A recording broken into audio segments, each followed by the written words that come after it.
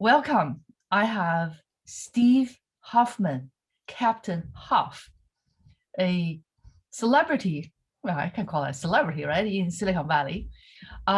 So Steve is known as Captain Hoff, as the CEO of Founder Space, one of the world's leading incubators and accelerators. He's also a serial entrepreneur, an angel investor, limited partner at August Capital, and author of Make Elephants Fly, an award-winning book on radical innovation and the 5 forces, an extraordinary journey into the minds and ideas of the people and the technology poised to reshape our world. Recently, Mr. Hoffman completed his new book, Surviving a Startup, to be published by HarperCollins. Tim Draper, the multi-millionaire startup investor, said this about the book: read this book before you launch your startup. It could save you much emotional turmoil. This book answers the question why over 90% of startups fail and what is needed to succeed. Surviving a Startup is full of sage advice, rich stories, cutting-edge information, and is comprehensive both on the macro and micro levels. It's not only a sort of Bible or a mini encyclopedia for startup founders, in my opinion, but for business leaders of all types in this digital age. I find it really fun to read. Here is a generous gift to anyone in my audience. For limited time, Mr. Hoffman will give away access to his full online startup program for everyone who purchases a book.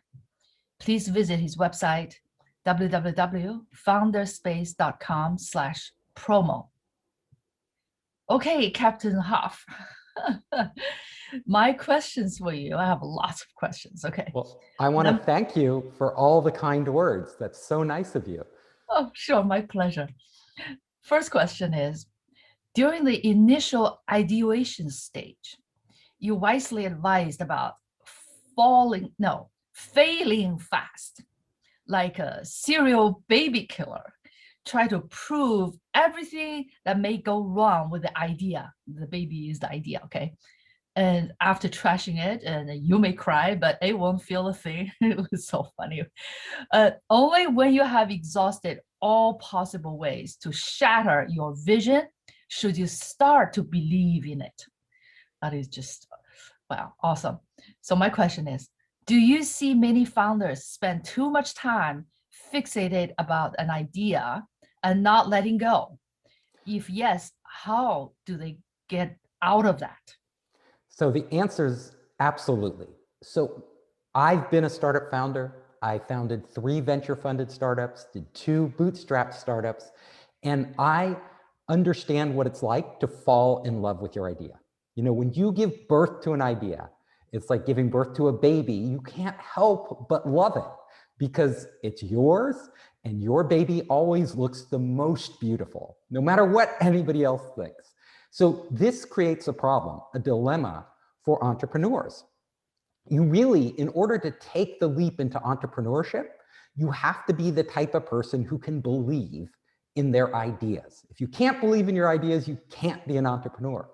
But the other side of that coin is that if you believe too much in your ideas and don't look at what's really going on around you in the real world, you will risk failing. And this is one of the biggest reasons I've seen entrepreneurs fail. I work with entrepreneurs all the time, hundreds of entrepreneurs, and all of them love their ideas. But the really good ones train themselves. They're disciplined enough to actually put their love aside and say, is this idea worth pursuing? And question it and doubt it. And if the evidence shows that the idea will not take them all the way to their dream of building a great company, they kill it at the earliest possible moment. That's why I say a serial baby killer. You have to kill your ideas to move forward. Now, it may not be the whole idea. It may be like a piece of your idea, but you have to continually do this. And really, if you want to succeed, it's not how passionately you feel about your idea. That will not make you succeed. It's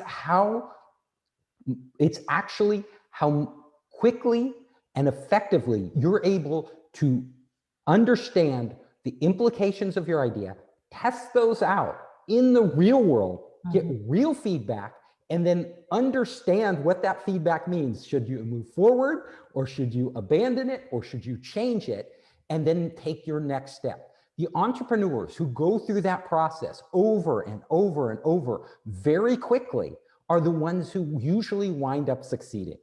Right. Because it's a matter, if you just, usually, I mean, 99 out of 100 times, the first idea you have is wrong. And it's not, it may not be entirely wrong, but there are pieces of it that you don't understand. And this is because it's only an idea.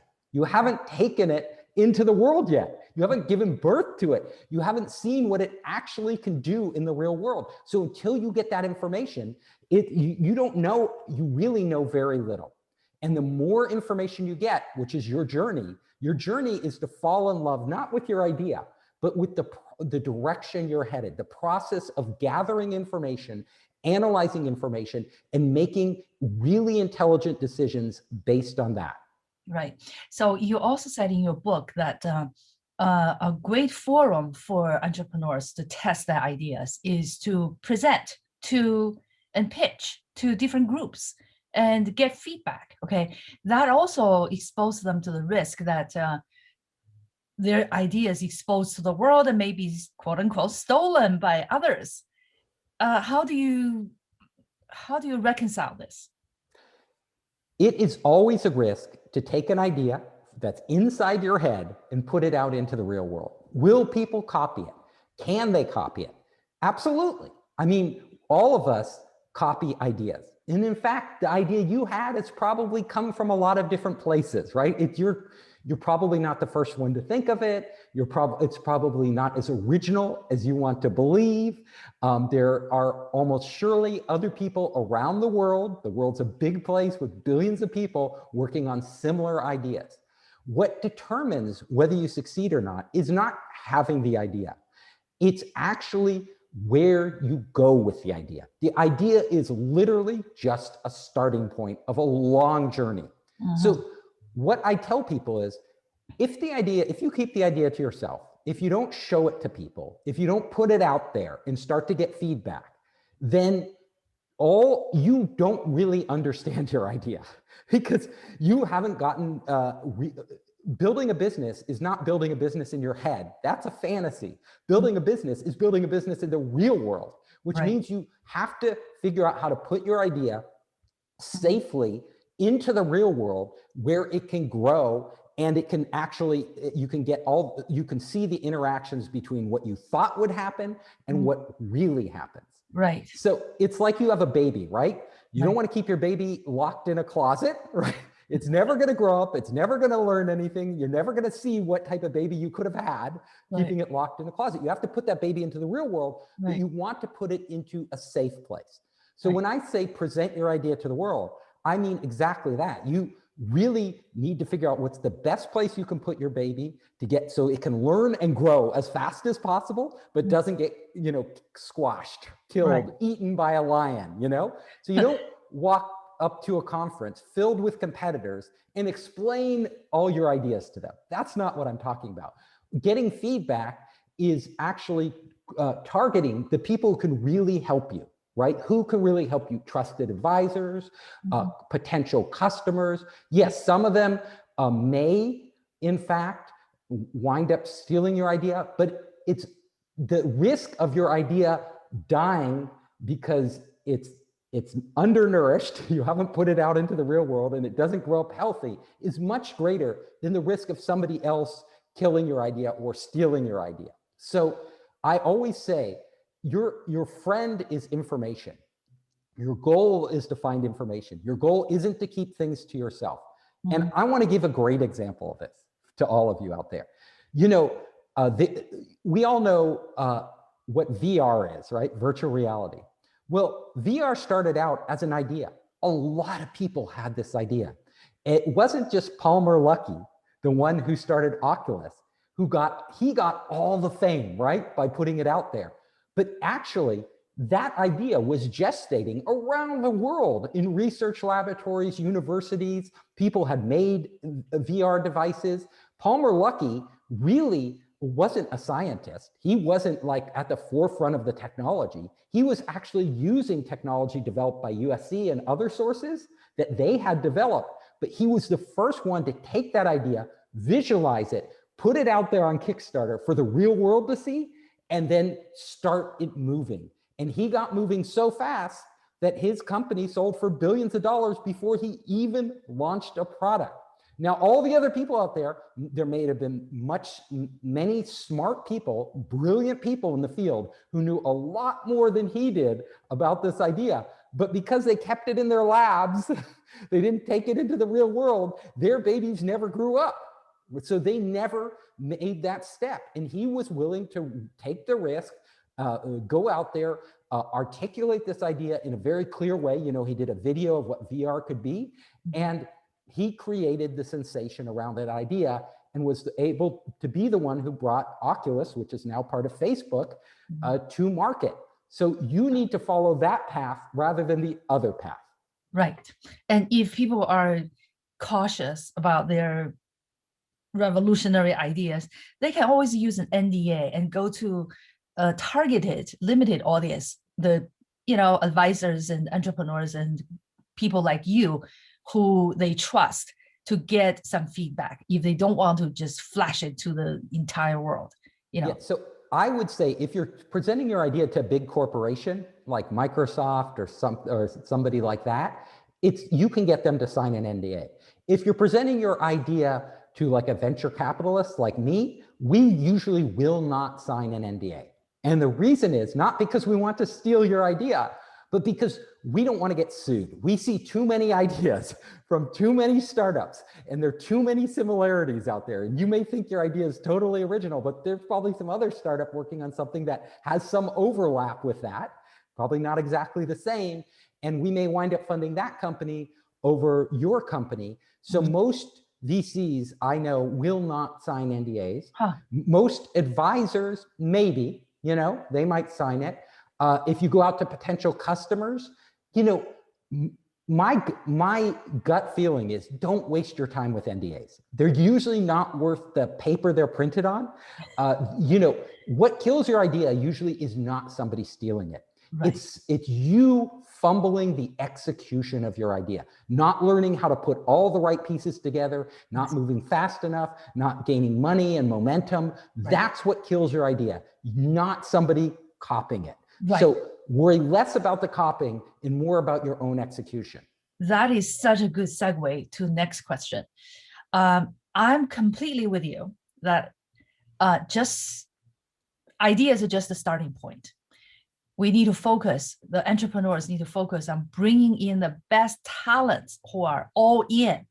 So my question is, if all in means that they may have to, quote unquote, starve along with the startup without pay, but only the promise of equity, and they better not hold a daytime job and be the founders' amplifiers, not diminishers, and the talents should be the best of the best, and have a do or die mentality, work for mission over money, and give up their six-figure jobs and to work for equity, and be willing to go down with the ship.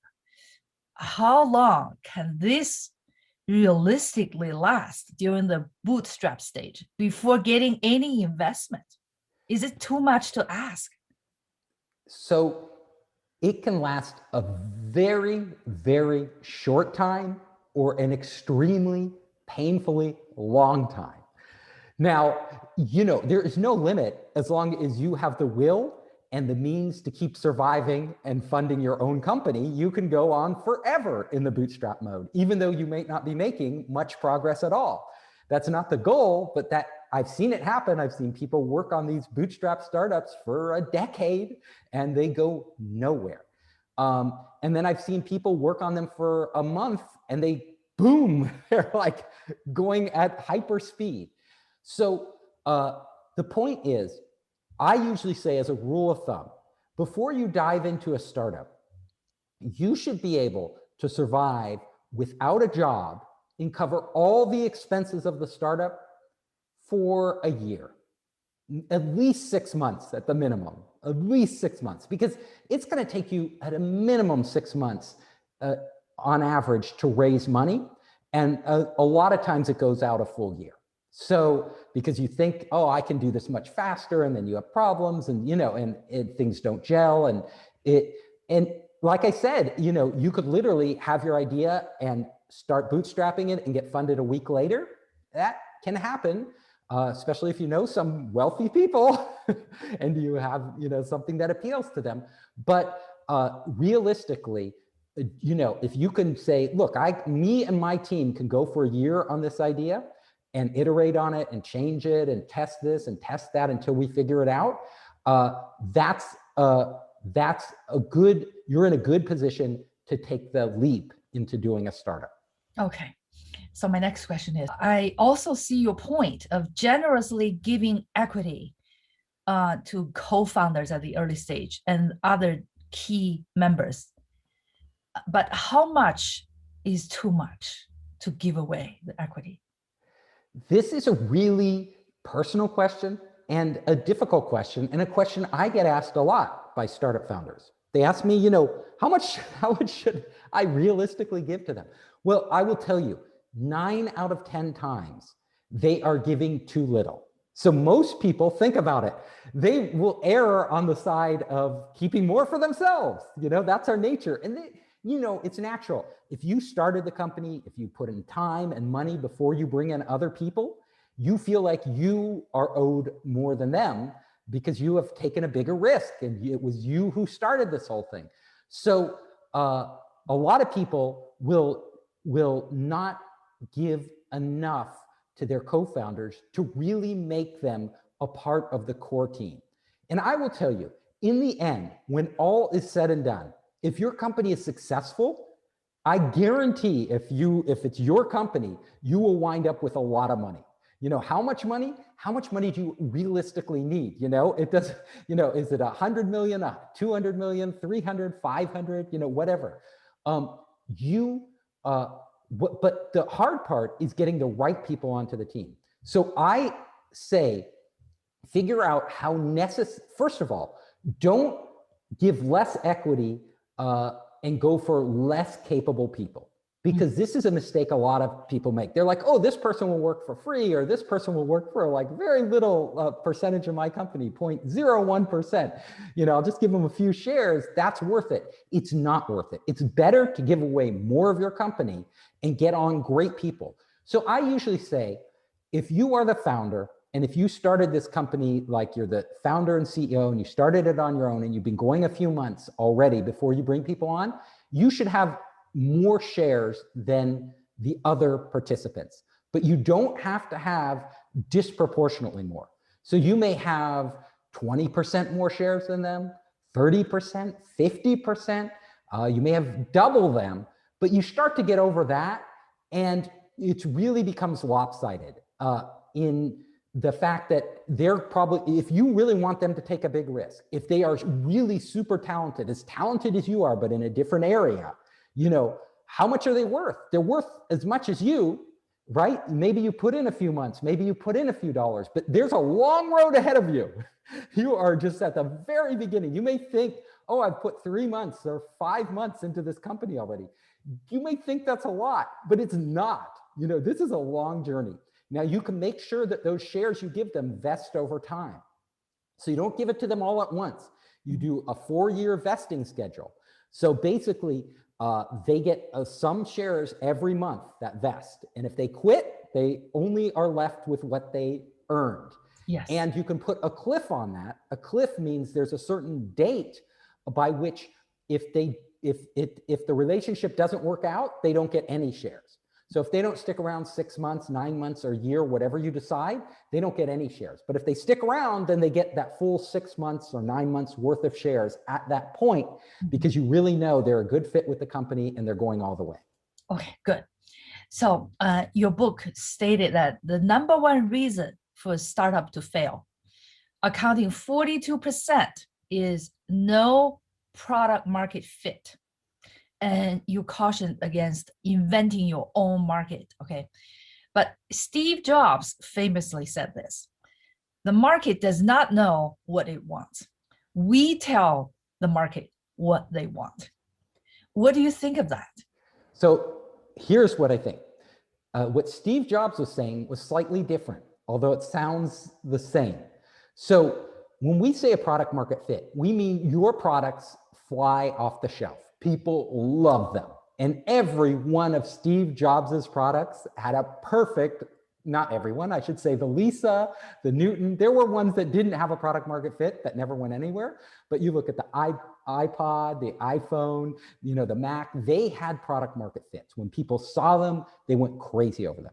What Steve Jobs was saying there was, at the beginning stage, when you have an idea, just an idea, right? And you really don't know what you want to do. You can't go to your customers and say, what should I build? Should I go build this or that? You can't, they're not going to be able to envision the future. They can't tell you what to build. Like his customers, the average person, right, wouldn't be able to conceptualize the iPhone. That was Steve Jobs' job. And his team's job was to conceptualize the iPhone. When at the average person, they're like, I can't tell you what I want you to build, right? They're not good at that.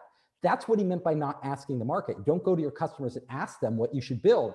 You need to build it, but then you need to make sure that it's what they want.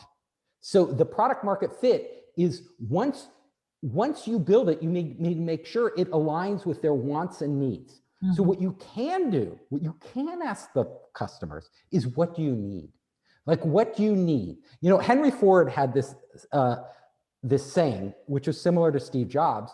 If I would have asked my customers what they wanted, they would have said faster horses, because all they knew was horses. They didn't know, the cars weren't a product that people could afford and buy. They weren't readily available. They are still experimental. So I would have said, give me a faster horse. But what they're really saying is, I want to get from point A to point B faster. Mm-hmm. Faster, more conveniently, with, I don't have to, all the trouble you have with horses, which we don't have to deal with anymore. But that's what they were telling Henry Ford. So he wouldn't ask them what the product he should make, a car. He would ask them what they need and what they want. What they want is to get around faster and more conveniently. Mm-hmm. And then he has to come up with the idea, a car. This car could solve their need. Then he has to test the market, like bring the early ones to market and see if people really react the way he thinks they're going to react. If they do, it's called a product market fit. Yes, I remember. Right at the time when iPhone first surfaced, I was out of my paper printed calendar space to calendar everything in a day, because there's only, however large the calendar, there's only a finite space. And I was like, this cannot go anywhere, because I change sometimes, the appointments. And then what I do, use Wipeout, and then boom, iPhone. It solves all these problems. And also it's a video, it's a camera. It's just, the genius is in detecting the need and matching that need with an innovative product. And Steve Jobs was not just brilliant at that, he was brilliant at also really recognizing products earlier and executing on how to bring them to market and make them better. Because before the iPhone, there were a number of products. I remember using a Palm Pilot. So for those of you in the early days, it was basically, a personal digital assistant that you would use. And then they came up with the Palm Trio, that combined that with a phone. And that was essentially the iPhone. It was the iPhone before iPhone. So Steve Jobs saw these products. He was immersed in this area. He saw, when he used those other products, he was like, wow, these things are amazing. This is where the market's headed. So it wasn't that he came up with all these ideas on his own, right? He saw that he wanted to use them, people around him, all the techies were using them. And then he figured out how to take this mass market and to the next level. Mm-hmm. And make it simpler, easier, and scalable. Yes, and so the brilliance of Steve Jobs was, you know, you don't come up with all the great ideas. You know, most of the great ideas are already out there. It's what you do with them and where you take them that matters. And Steve Jobs was just really good at spotting those ideas. Like when he went into Xerox PARC, he didn't invent the whole UI for the Mac out of thin air, right? That came out of Xerox PARC. It was all there in the experimental stage, but they didn't know what to do with it. They were like geeks in a lab, right? And Steve Jobs saw that, and he actually knew how to take that and productize it. And that became the Macintosh. Yes. Take the idea and productize it. That's the key. Yes. Yeah. So he took the idea, productized it. But there was always a demand there before he went. There was always a product market fit for these products. Right. So there were customers out there who really, really, really wanted those products. And you see, Steve Jobs wasn't perfect. Like he had many things that didn't work. Like the next computer, was supposed to be this huge, incredible hit that would replace the Macintosh. Well, it never really took off, right? There wasn't the demand out there. Even though it was an incredible product, there wasn't the demand for what he was building at the time he was building it in the way he was building it. Right. Okay. So next question is, I'm impressed by your insights about the importance of brand building and marketing. Okay, that's music to my ears. And you listed that the number 2 and number 3 reasons for startup failures are 14% failed because of bad marketing, 13% failed from ignoring their customers. From your experience, what percentage of Series A funded startups have the vision and the budget to hire outside brand building experts to establish a brand and brand marketing strategies for the right customers from early on? Okay, if these startups are not doing the right thing early on, which is to build a brand systemically, what can be done to bring the founders to the right path?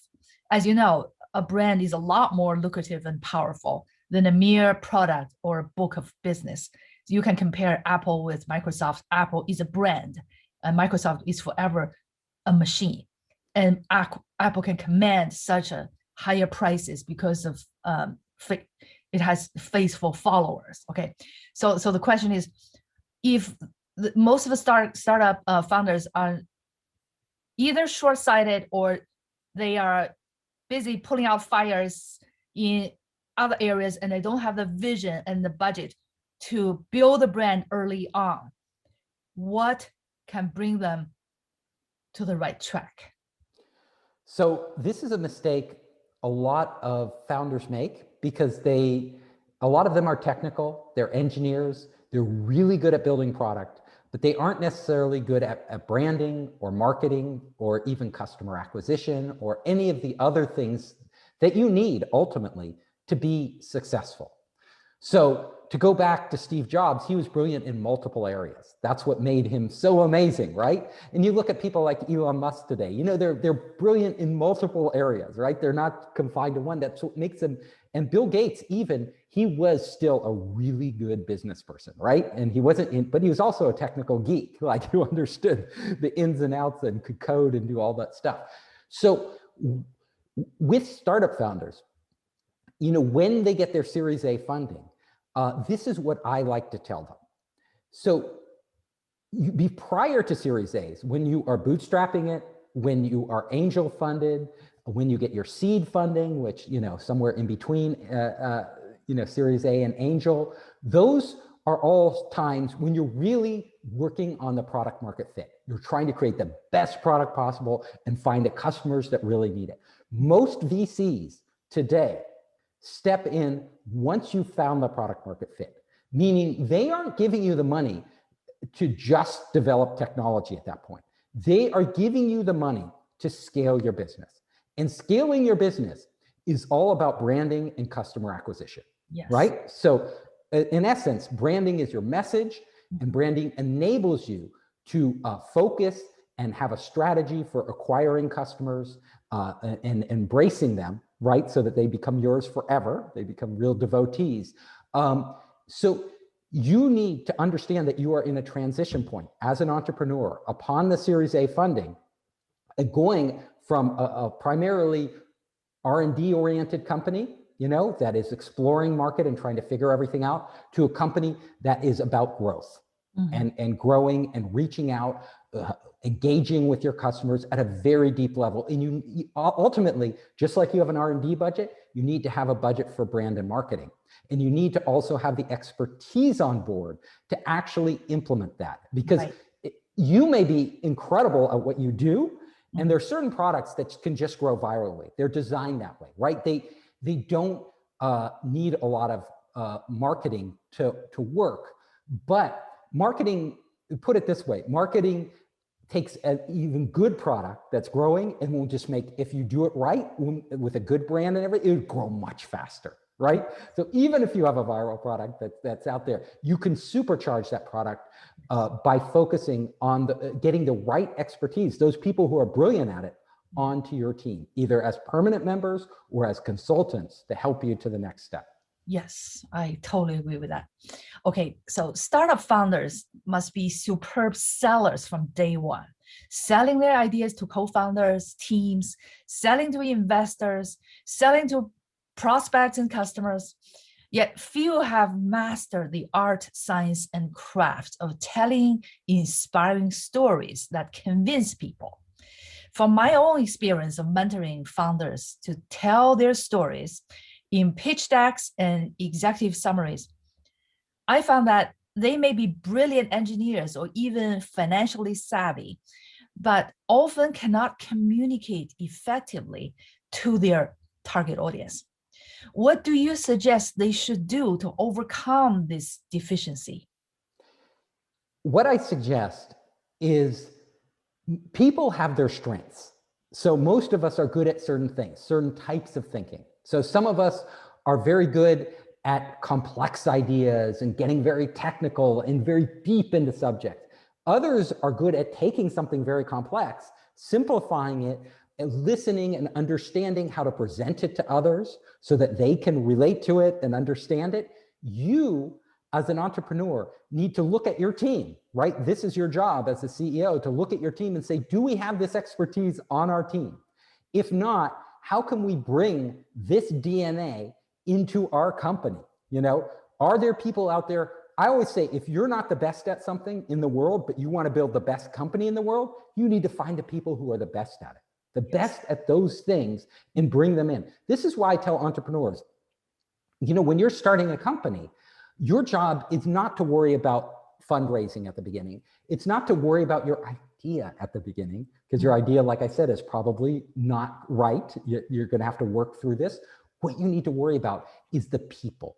You need to get the right combination of people on your team. And if you can do that, you will iterate on this and everything will come together. Yes. So most entrepreneurs spend far too little time on figuring out who they need on their team and then going after those people and incentivizing them to join their team early. And they spend too much time focused on ideas and product, which are very important.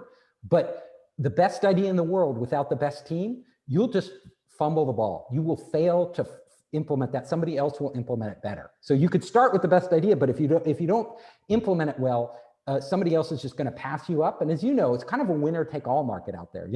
If you're one of Zoom's many competitors that, fumbled the ball, didn't quite get it right, we're not using your product. All of us are using Zoom right now. So we're all using Zoom, and all those other products out there that were pretty good, but maybe, they didn't quite get there. They're going away. They're dying. Yes. You don't want to be one of them. Yes, totally. I absolutely agree. It seems that angel investors nowadays expect startups to show traction, revenue, and profitability at a level almost like Series A. Angels are no longer the traditionally defined early stage investors who take more risks. What do you think? If you agree with me, is it getting harder and harder for bootstrapping startups to survive before they get angels to open their wallets? So it depends on the angels. So there are still traditional angels out there who come in very early, take a huge risk on a team with just an idea. They are really necessary for startups to succeed. Like you said, without them, It's very hard on your own money a lot of times, especially, you know, if your idea isn't something you can just do super cheaply and you have enough to survive, it's really hard to get to the next step. So a lot of the angels are called super angels now, meaning they'll put in more money, a lot more money. They won't put in like 10,000 or 50,000. They'll put in, like, some of them $1 million, one person, or even more. But they often want to wait because they have found, the same way that venture capitalists have found, that the hardest part is finding that product market fit and the right team. And that usually takes time, right? It doesn't happen instantly. Like, you wake up one morning, a flash of brilliance, and everything works. You know, it just doesn't happen. It takes time. So they think, well, let's wait. And when I find the right company that's everything is gelling, you know, meaning they have traction, I'll just put in my money, and then it's a surer bet. Nothing's a sure bet in this world, but it's a much surer bet than placing a lot of bets on very early stage startups. However, that leaves you with the problem. You still need the money. Now, what I will tell entrepreneurs is that it's always been hard to raise that first money. Always. It might feel harder now. It was never easy, right? There was no time in history. And in fact, honestly, now it's easier than it ever was before. It's not harder. So it's just still not easy, but it's not harder. It feels harder because there's a lot more money coming into later stage companies, but there was always, there's never enough money for these early stage companies, never. They're always struggling. And, but because there's so many successes now in the tech sector, you know, and later on, that there's more people actually angel investing than there ever were before, way more people. But there's a lot more companies too. There's a lot more competition for that money. So you're getting a lot of competition, a lot more angel investors at the early stage, meaning it's still hard. But if you have the right idea and you can put together the right team and you can get that early evidence, the money's there. Yes. Okay, good. In your book, you said that startups need, quote, either a big win or the creditors and the investors will gobble everything up. Could you explain it? So investors typically want to protect their investment. So if your company goes nowhere, they want their money back, right? So they put in terms into the agreements you make, like what are called liquidation preferences and other terms, so that any money that comes in, if you sell your company for, you know, a fire sale or a low price, they get first. They get first dibs on that money. We put the money in, we want to get that money back. And they do this by having 2 shares of stock, a common stock and a preferred stock. Now, the preferred stock has special rights to that early money. So that means that I've known a lot of entrepreneurs who've worked for years on their startup. They end up selling for maybe $50 million, which sounds like, oh my God, but they have raised tens or even hundreds of millions of dollars. So that 50 million doesn't go into their pocket, you know, that 50 million goes back to their investors before they get a penny. And none of the common stock gets money. So that's the reason if you're going to raise a lot of money, which startups tend to do now, you have to sell for multiples of the amount you raised. So you need a big hit. You need a big hit to get over that threshold to start to see money flowing into your pocket. When you get over that threshold, what we call liquidation preferences, then the money, all the stock converts to common stock. So everybody starts being treated equally, but only once you get over that threshold. I see. Got it. So monopolies like Google, Apple, Facebook, Amazon, Microsoft, they have all the money to buy or crush startups at infancy. It seems that more and more startups end up bought by the few big players only to make these monopolies even bigger. What does it take for entrepreneurs to beat monopolies at their own game? So the fact is, you can never beat a monopoly at its own game without certain ingredients. So if a monopoly has all the advantages, right? So they have the customers out there, they have the marketing, they have the brand, they have the distribution, they have the technology, they have everything, right? There are only 2 ways to beat an existing player in the market. and they don't even have to be a monopoly. They could even just a company that's doing well in the marketplace. How do you beat them? So the only two ways are, one, you have to have an idea that isn't a little better, a product that isn't a little better than them, but that is exponentially better. So much better that all their customers are like, I've been using this for years. I feel comfortable with it. We have it integrated into our workflow, but I am going to switch to this new product because this new product is so much better that I have to switch. So it's not incremental innovation. You need exponential innovation. And this is what we call radical innovation. And that's my first book I wrote, Make Elephants Fly. The process of radical innovation is about how entrepreneurs make these leaps to products that are so much better that they can actually start to steal market share away from existing players. And then the other way is, if it can't be so much better, then it has to be different. Literally, you can't play in the same ballpark they're playing in, right? Because they're a monopoly there.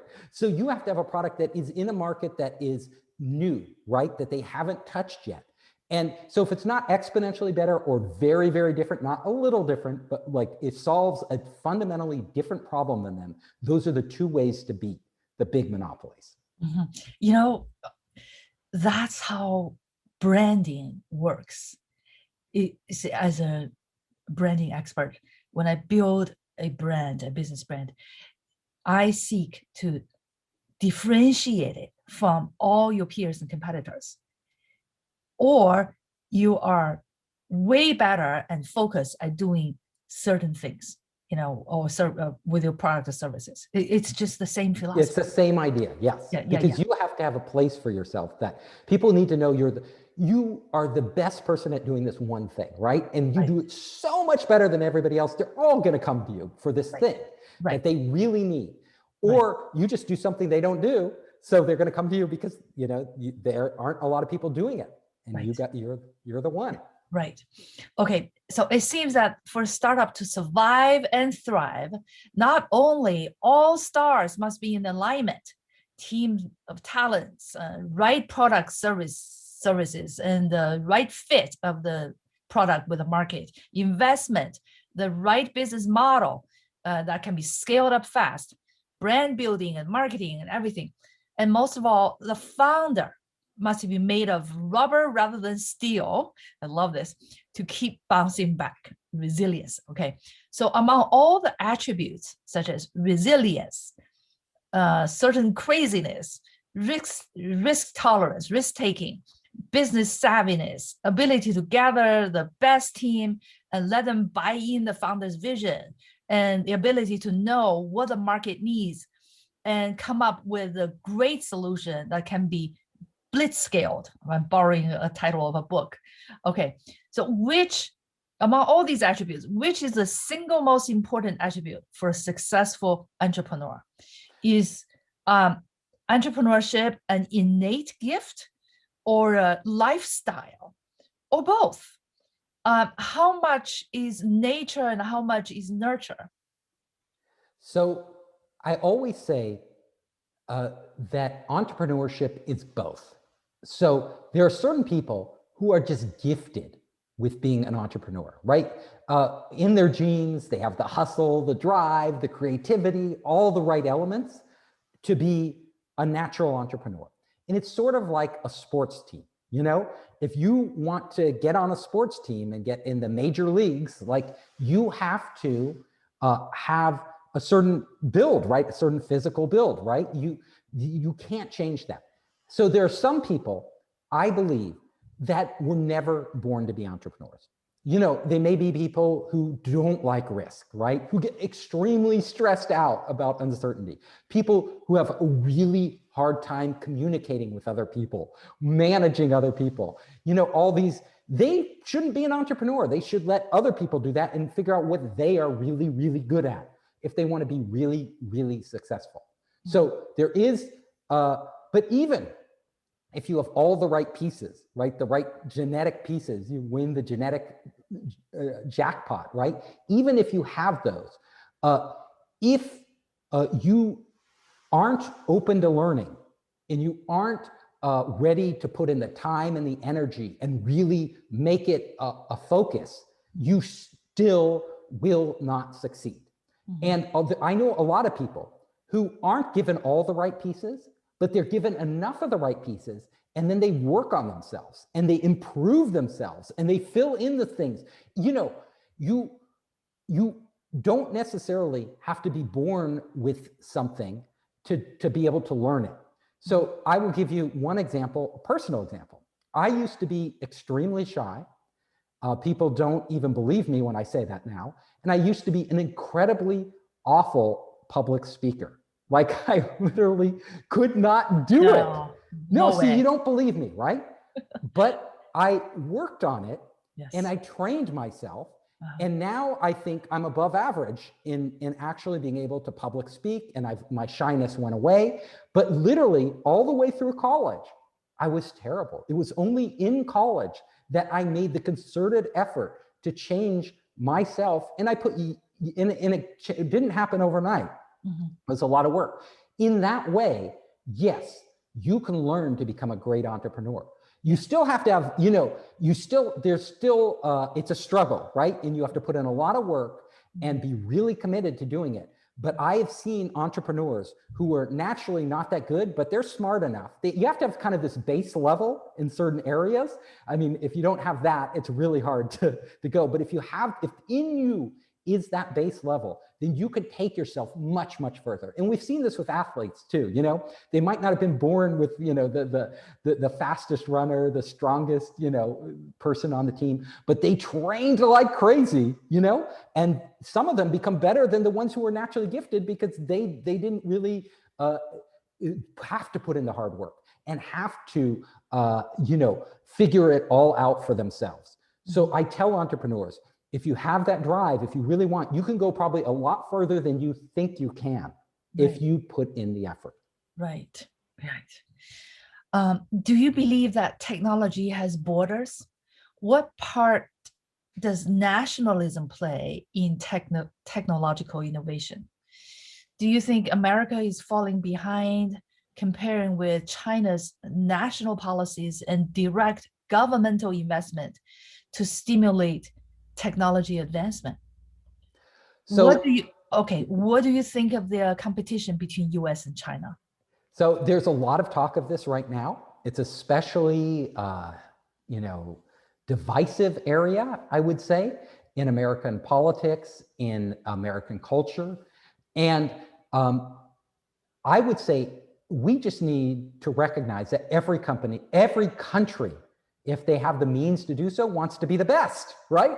Like it's always been that way if you go back in history, which I read a lot of history, it's that way between Britain and France. They were always competing, and Germany and Italy and, in America and the whole world, right? We're always competing. We're always trying to improve ourselves. So the fact that China is doing this is not really a surprise, right? It's something all countries have this ambition to acquire. Is America falling behind? I think because China achieved so much success in such a short amount of time, we feel like we are falling behind. But in reality, they are catching up, is what happened. And there's still a lot of areas in China where they're not as advanced as the West. But China is a big country with a lot of resources, and they have put a huge amount of money into education, into fundamental R&D, into supporting their startup ecosystem. I think we can learn, just like China learns a lot from copying us, we can learn from copying things that China gets right. And there are certain areas, and I'm hopeful now with the new direction our country is headed, that we can make the infrastructure investments, we can make the R&D investments, we can make the most important thing is educational investments in our country and our people, so that America will continue to do great things in the future, right? But only with this type of effort, not blaming China, that will not get us ahead, right? And just cutting off all, all of us, I think what we want is a harmonious world. We don't want to have a world that we're at war with each other. There may be things about the way China's policies that America doesn't like, but we need, in order to change those, we need to engage with China in a smart way, right? So, and I'm sure China, we do things China doesn't like, and it needs to engage with us in a smart way. And that's how you work things out, right? And just blaming won't get us anywhere. We first need to clean up our own house, get our own act together, really invest in America, right? And then we also need to look out at the world and say, what can we do constructive in the world that can make the world a better, more harmonious, peaceful place for all people? That's a very big subject matter. We can talk on and on just on that alone. Okay. Yes. So I ask all my guests on my podcast for the interviews of the notables and influencers this question: what does your brand stand for? My brand, I came up with the name Founders Space. So I wanted to create a space, and this is very early on, before WeWork or any of these other like co-working spaces were out there. But I wanted to create a space, not a physical space, but I wanted to create a space that belonged to founders, a space where founders could learn and grow. And so that's what my brand means. It means helping founders learn and grow. And this doesn't necessarily mean that they would become the next big, the big IPO that's going to be out there, the next billionaire. I want them to grow as a person. I want them to learn who they are, and so that they can have a better life. And like I said before, some of them may be cut out to be founders, some may not be cut out to be founders, but as long as they're learning and growing when they engage with us, I feel good about that. Okay, so your brand stands for grooming the new technology leaders. Yes, so my job and my company, how we see our brand is we're creating the space and giving entrepreneurs the feedback and the tools that they can use to grow. It's their space, right? That they can use to grow themselves and hopefully their companies. Yes, and obviously you have done a lot and contributed a lot, not just to Silicon Valley, but to a better world in that sense. Thank you. And thank you. Okay, so lastly, allow me to circle back to my own passion for brand building by quoting your insightful words. Quote, "It must either be exponentially better than their competition or else it must be radically different. Brand is for great companies and great founders." So I like those top 5% visionary founders to know that 10 Plus Brand Inc. is a full service branding and brand marketing agency. We decode brand DNA and product market fit and make it stand for something as a brand, create brand structure, strategies, and stories, and amplify with AI-enabled inbound marketing and content marketing. We design look and feel, emotional undertone, and we thrive at video production to give a brand its heart, soul, and the mind that enables great user experience and make products and services emotionally attachable and delightable with visual, audio, sensory, and verbal beauty. Thank you for tuning in.